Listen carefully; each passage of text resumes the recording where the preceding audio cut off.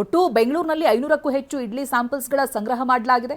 ಇವುಗಳಲ್ಲಿ ಕೆಲವು ಮಾದರಿಗಳ ಫಲಿತಾಂಶ ಕೂಡ ಇದಾಗಲೇ ಬಂದಿದೆ. ಈ ಪೈಕಿ 35ಕ್ಕೂ ಹೆಚ್ಚು ಇಡ್ಲಿ ಸ್ಯಾಂಪಲ್ಸ್ಗಳು ಅನ್ಸೇಫ್ ಅಂತ ಹೇಳಲಾಗ್ತಾ ಇದೆ. ಇದರಿಂದಾಗಿ ಇದೀಗ ಪ್ಲಾಸ್ಟಿಕ್ಗಳನ್ನು ಬಳಕೆ ಮಾಡೋದನ್ನು ಬ್ಯಾನ್ ಮಾಡಿರೋದು.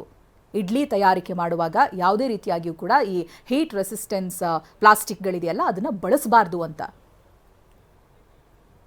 ಇನ್ನು ಇಡ್ಲಿ ತಯಾರಿಸುವಾಗ ಪ್ಲಾಸ್ಟಿಕ್ ಬಳಕೆ ಹಾನಿಕಾರಕ. ಕೆಸಿ ಜನರಲ್ ಆಸ್ಪತ್ರೆಯ ಆಹಾರ ತಜ್ಞೆ ಕೀರ್ತಿ ಹಿರಿಸಾವೆ ಹೇಳಿಕೆಯನ್ನ ಕೊಟ್ಟಿದ್ದಾರೆ. ಬನ್ನಿ ಅವರೇನು ಮಾತನಾಡಿದ್ದಾರೆ ನೋಡೋಣ. ಪ್ರಿಪರೇಷನ್ ಮಾಡೋದಕ್ಕೆ ಅಷ್ಟೇ ಅಲ್ಲ, ಬೇರೆ ಆಹಾರ ಪದಾರ್ಥಗಳನ್ನ ಪ್ರಿಪೇರ್ ಮಾಡೋದಕ್ಕೆ ಪಾರ್ಚ್ಮೆಂಟ್ ಪೇಪರ್ ಇಲ್ಲ ಬಟರ್ ಪೇಪರ್ ಅಂತ ಯೂಸ್ ಮಾಡ್ತಾರೆ.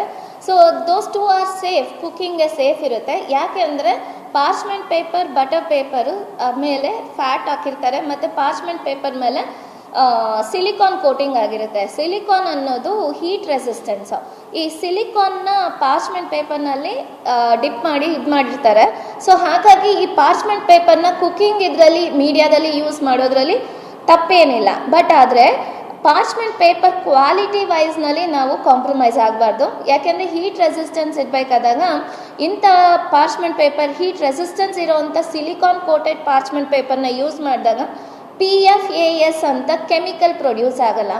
ಈ PFAS ಅನ್ನೋ ಒಂದು ಕೆಮಿಕಲ್ ಏನಾಗುತ್ತೆ, ಅದು ಮಾನವನ ಆರೋಗ್ಯದ ಮೇಲೆ ತೀರಾ ಕೆಟ್ಟ ಪರಿಣಾಮ ಬೀರುತ್ತೆ.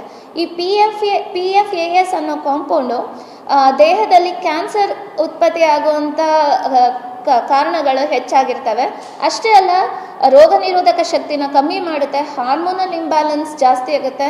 ಈ ಪ್ರೆಗ್ನೆನ್ಸ್ ಮತ್ತು ಲ್ಯಾಕ್ಟೇಟಿಂಗ್ ಮದರ್ ಏನಾದರೂ ಅಂಥ ಬಳಕೆ ಮಾಡಿರೋಂಥ ಲೋ ಕ್ವಾಲಿಟಿ ಪಾರ್ಚ್ಮೆಂಟ್ ಪೇಪರಲ್ಲಿ ತಯಾರಾಗಿರೋ ಆಹಾರಗಳನ್ನ ಸೇವನೆ ಮಾಡಿದ್ರೆ ಖಂಡಿತವಾಗೂ ಮಗು ಮೇಲೂ ಪರಿಣಾಮ ಬೀರುತ್ತೆ ಮತ್ತು ಆಕೆ ಗರ್ಭಿಣಿಯಾಗಿರೋದ್ರಿಂದ ಆಕೆ ಮೇಲೂ ಕೆಟ್ಟ ಪರಿಣಾಮ ಬೀರುತ್ತೆ.